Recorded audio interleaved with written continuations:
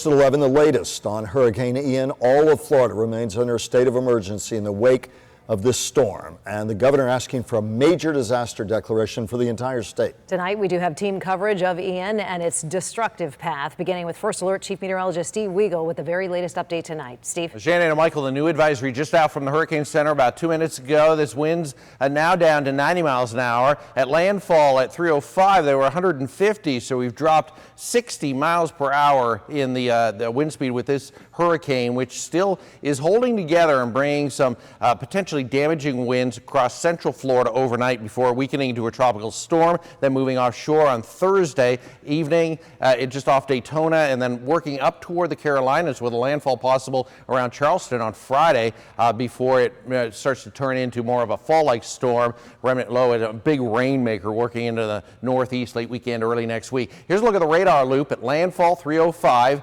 And very close to Sanibel and, of course, Captiva, and an incredible storm surge that we watched all afternoon as it worked its way inland. Still some very strong damaging winds, but things are beginning to weaken. There's still a little core here. This is what's left of that eye wall trying to hold together, but it's lost its energy, the warm waters of the Gulf of Mexico, so it'll continue to weaken overnight, and we're expecting a tropical storm by sunrise or shortly after. Now, the Doppler radar is picking up winds aloft in the atmosphere, and they're still very strong around Okeechobee County, upwards of 70 to almost 80 miles an hour, and some of these winds are making it to the surface. So wind reports in this area, and in the last hour or two, we got up to 74 miles an hour in Okeechobee in the last hour for a wind gust. Right now we're 49 in Sebring, and a mix of 40s and 50s along the coastline of the Treasure Coast, and a little bit less in Palm Beach County. The winds may peak a little bit more in Okeechobee through the next hour, maybe 2 hours, and then they'll begin to drop. There's 2 in the morning.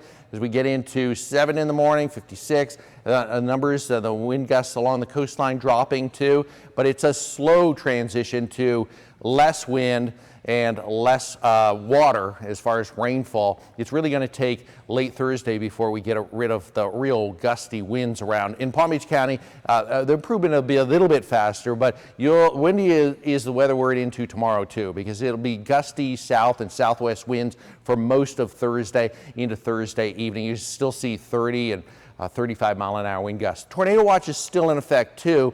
And we have the hurricane warning and the tropical storm warning that continues. We're going to see these may get adjusted in the next few minutes, and we'll let you know if they do. Some of these are adjusted by the local weather offices. All right, I want to bring in Kate Wenzel, who has been tracking this with me all day long, with more on the local effects here.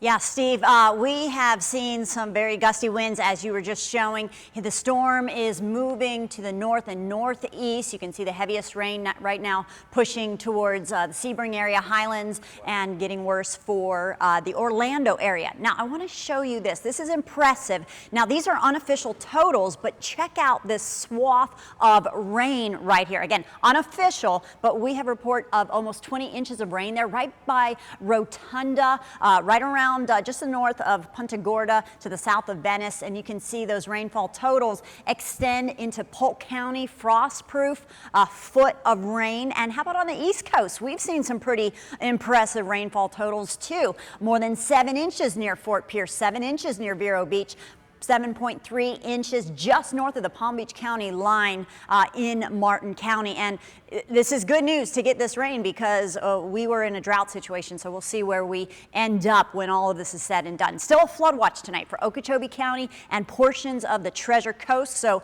there is definitely still a risk for some localized flooding. And here's some other rainfall totals from the West Coast. Warm Mineral Springs, which is right by Northport, over 11 inches of rain. Lehigh Acres, more than 14 inches of rain. And we'll continue to bring you these rainfall totals. For now, let's send it back to Steve Weigel, Michael, and Shannon. Kate, thank you. So as you look at the big lens, the big picture tonight in our five county viewing area, Steve, the juxtaposition between the 7 mile per hour wind gust in Boca all the way up to Okeechobee County tonight, which you're following very closely.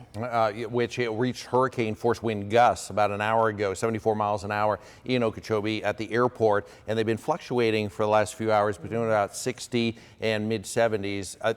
They'll stay around those values, which can cause some damage, power outages, power lines down, and obviously other issues with wind gusts that strong. But there is a hurricane warning in effect for Okeechobee County. This is not a surprise. This is what we expected, but it will start to drop in the next few hours. And as you expand your view up the state EOC officials worried that in the next day or so in the northeastern part of the state, they were already asking for evacuation orders in places like St. Augustine because they're worried that what's left of Ian is going to shove a lot of water. We know what happens on the St. Johns. Your take? It's going to be a complete flip-flop because the storm is going to go off the coast of Daytona and then wrap around just off the coast of Jacksonville. It's still spinning. It's going to bring all that storm surge back into Jacksonville and St. Augustine briefly, and it won't be the storm surge that we saw on the southwest coast of Florida, but it'll still be a storm surge, and that's impressive. Think about this. Only 4 Category 5 hurricanes have ever made landfall in the U.S. This almost was the 5th.